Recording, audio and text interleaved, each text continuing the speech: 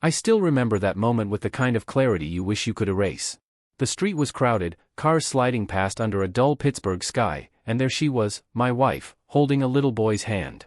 She was smiling, the way she used to smile at me when our first son took his first steps. But this time, it wasn't our son she was looking at. It was someone else's child. I'd driven 6 hours that morning, telling myself I was crazy for even doing it. Maybe my friend was wrong. Maybe he'd seen someone who just looked like her. Maybe there was a logical explanation, there always was. She was on another business trip, after all. She was good at her job, confident, composed, always the professional sales agent who juggled clients and deadlines better than anyone I knew. But when that boy tugged on her hand and called her Mom, the sound hit me harder than any truth I'd ever faced. It wasn't just the word. It was how she turned to him, instinctively, gently, like she'd been hearing that for years. There was no confusion on her face. No correction. Just warmth. The kind only a mother gives. I didn't confront her. I couldn't. My body went cold, like my mind refused to believe what my eyes were seeing. I stayed across the street, hidden behind parked cars, watching them cross toward a small cafe. She knew exactly where she was going. The boy climbed onto her lap, and she kissed his hair, wiping chocolate from his cheek. Every gesture was natural, practiced, lived. For a long time, I stood there, watching her build a life I didn't know existed. Watching her become someone else entirely. When I finally got back to the car, my hands were shaking so bad I could barely turn the key. The street felt unreal, the whole city spinning away from me. I sat there for almost an hour, trying to convince myself there had to be an explanation. Maybe it was a client's kid. Maybe she was just helping someone out. Anything was better than the thought that my wife, the woman I'd built a family with, was living another life behind my back. But deep down, I already knew. The timeline started to fall into place as I drove home in silence. The late-night messages. The sudden work trips. The small lies that didn't matter then but meant everything now. She had started traveling to Pittsburgh about 3 years ago. Always to meet clients. Always staying in hotels that never appeared on her expense reports. 3 years ago, that would make the boy about 5 now. I did the math again and again, and it never stopped hurting. She couldn't have given birth without me noticing. She hadn't been pregnant since our youngest, and that was 7 years ago. Which meant the boy wasn't hers by blood. But he didn't seem to know that. He called her Mom like it was the only name she'd ever had. That night, I didn't sleep. I scrolled through old photos, messages, receipts. I checked every date she'd claimed to be away for work. All of them matched Pittsburgh. Always Pittsburgh. She never mentioned the city by name, always said out of town. I realized then that the woman I'd been sleeping next to, laughing with, raising kids with, was someone else entirely for half her life. It's strange, the kind of numbness that comes with betrayal. It doesn't feel like fire at first. It feels like ice, spreading slowly, freezing everything inside you until even breathing hurts. I wanted to call her. I wanted to scream. But I didn't.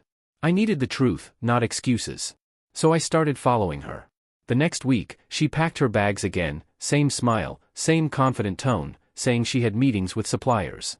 I kissed her goodbye, pretending not to notice how her perfume lingered too long, too sweet. When she left, I waited 30 minutes, then got in my car and followed. She drove straight to Pittsburgh. No detours, no confusion. She knew the way by heart.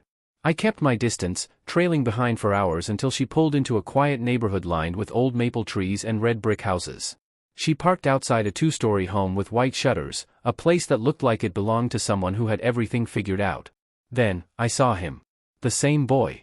Running out the front door, shouting her name, Mom, again, before jumping into her arms. That moment broke something inside me completely. She carried him inside, laughing, the front door closing behind her like it was locking me out of a world I never knew existed. I sat in my car until night fell, watching lights flicker on through the windows. I could see silhouettes, her cooking, the boy drawing at the table, the soft rhythm of a life that had nothing to do with me. And for the first time in our marriage, I realized, I wasn't her only home. I didn't tell anyone what I saw. Not my parents, not my friends, no one. There are certain kinds of humiliation a man keeps to himself. You replay it over and over, hoping you'll wake up and realize it was a misunderstanding. But the image of her laughing with that boy kept looping in my head, no matter how much I tried to drown it in work or silence. The next morning, she called me like nothing had happened. Her voice was warm, practiced, familiar. She asked how the kids were doing, said she'd be home tomorrow night. I said I missed her, the words tasting like metal in my mouth. I wanted to ask who the boy was. I wanted to scream the question into her silence. But instead, I said good night. That was the moment I understood how betrayal doesn't just destroy love, it kills the version of yourself that believed in it. Over the next few weeks, I turned into a detective in my own marriage. I checked phone records, receipts, GPS history. Every trip led back to the same part of Pittsburgh. There was an address that came up again and again on her rental invoices, always the same street, the same neighborhood. I drove there again, this time with a purpose. I waited until she left the house one morning and followed from a distance. She dropped the boy off at a small elementary school, waved to him like any mother would, then went to a nearby grocery store. Her routine was steady, ordinary, heartbreakingly normal. She lived there, at least part of her did. She wasn't just visiting. She belonged. At one point, she walked past my car. I was parked half a block down, windows tinted, barely breathing. She was on the phone, laughing softly. Her voice sounded freer than I'd heard in years. I didn't know whether to hate her or envy her. That evening, I went to a nearby bar, needing something, anything, to numb the noise in my head. I ended up talking to a local who mentioned that the house she'd been going to used to belong to a man named Richard. Said he died last year. Car accident. Left behind a young son. The name hit me like a hammer. I remembered her mentioning a client named Richard 3 years ago. Back then, she said he owned a medical supply company she was negotiating with. I even saw the contract drafts. It was all real. But I never imagined what else had come with it.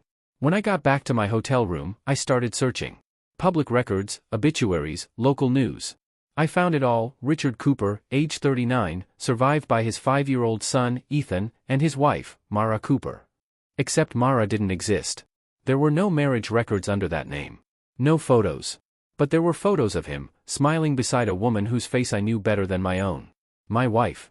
They weren't staged pictures. They were real moments, her and the boy at a park, all 3 of them at a county fair, her sitting beside Richard at a backyard barbecue. She looked happy. Peaceful. The way she used to look years ago before life, bills, and routine dulled her smile. It felt like someone had stolen my memories and rewritten them with a stranger's hand. The next morning, I drove to the same cafe where I'd first seen her with the boy.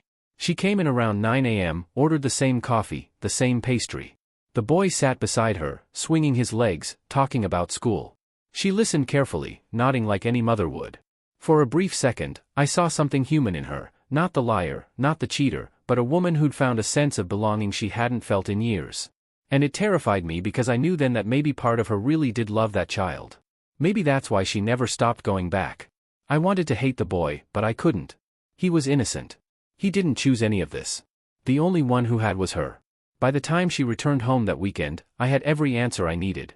She walked in with the same tired smile, dropped her suitcase by the door, and hugged our kids like nothing had changed. I stood in the hallway, watching, wondering how many times she'd lived the same scene, twice, in 2 different homes. That night, after she fell asleep, I sat beside her in the dark, listening to her breathe. My phone screen glowed in the dim light, open to the photos I'd found. Her hand brushed mine in her sleep, like instinct, and I wondered if she even knew which life she was dreaming about. I didn't confront her yet. Not because I forgave her. Because I needed to understand why. The next day, I drove back to Pittsburgh one last time, parked outside the same house, and waited until I saw her step out with the boy. She locked the door, his small hand in hers, and they walked down the street together. A neighbor waved at her, called her by a name I'd never heard before. Mara. And she waved back.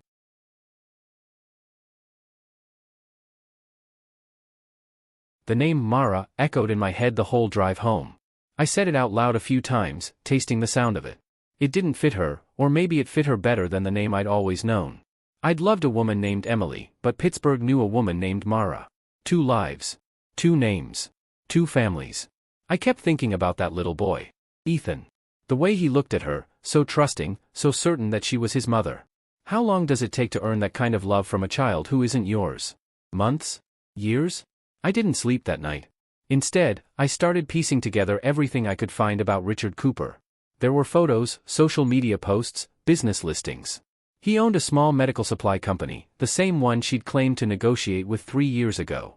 He died suddenly, car crash on an icy road just outside the city. Local paper said he was a widower, his wife had died years before. That's when it started to make sense. She'd met him through work. They'd started an affair. He had a son, maybe still grieving, needing comfort. And when Richard died, the boy was left with no one. My wife, no, Mara, stepped in. Maybe out of guilt. Maybe out of love. Maybe because she couldn't bear to lose the second life she'd built. I found a probate filing, public record.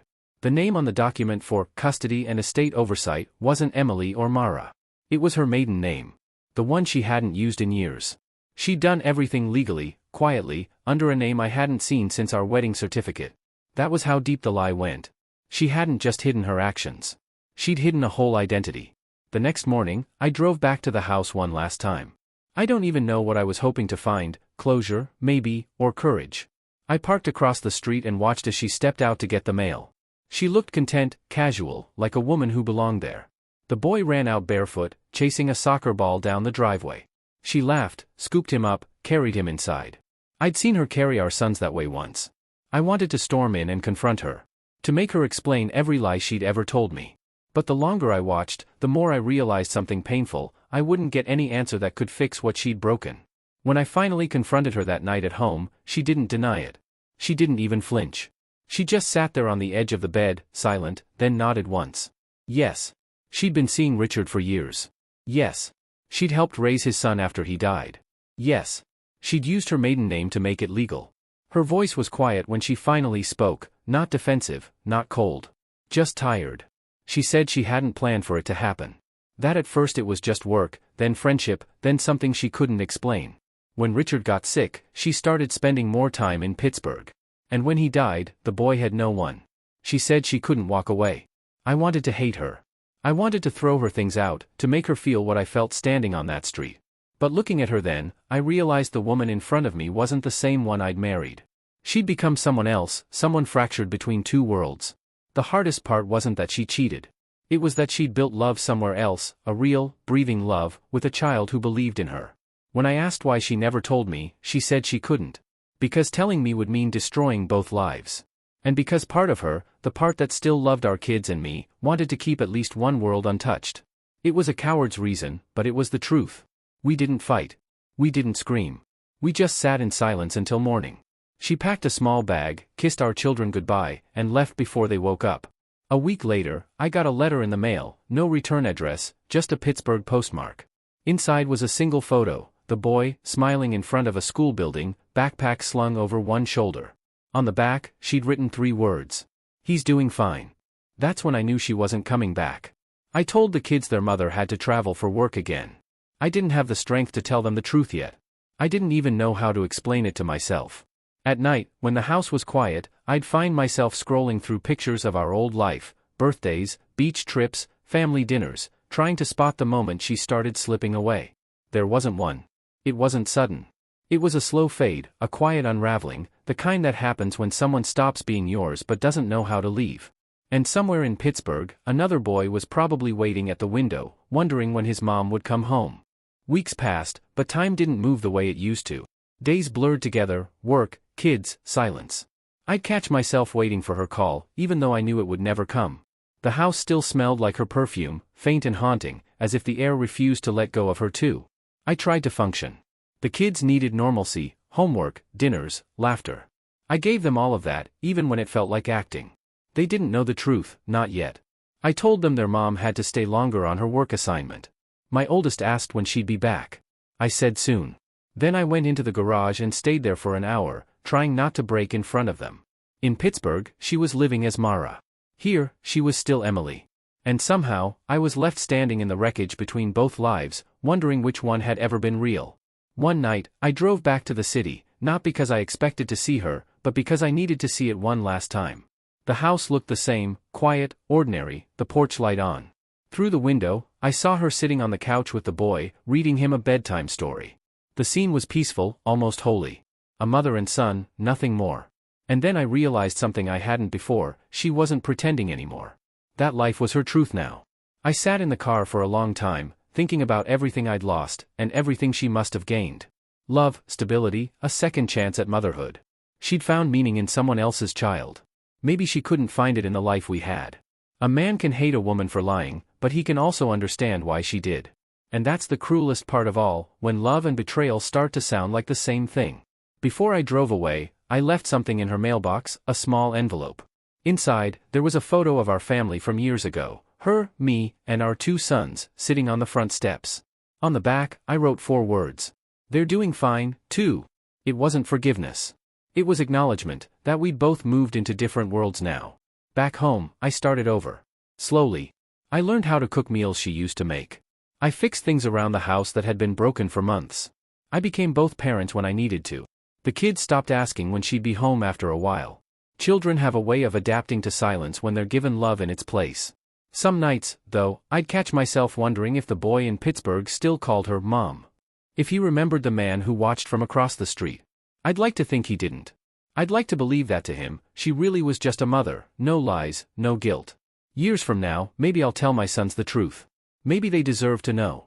But for now, I protect them from it, because no one should grow up learning that sometimes love can belong to two homes at once.